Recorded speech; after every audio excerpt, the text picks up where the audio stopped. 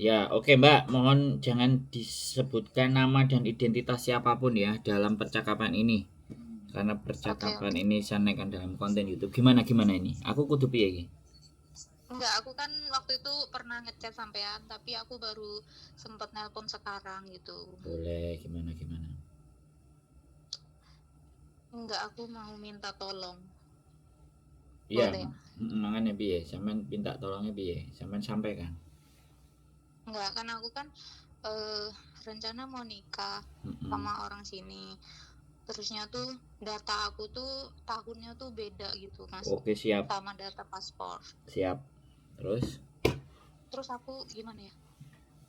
Udah gitu aja. Mas Anto bisa bantu? Bisa dong. Oke, tak matiin Kak, dulu. Tak matiin dulu videonya. oke. Kalau persoalan dokumen dan data ini harus dimatiin, Mbak.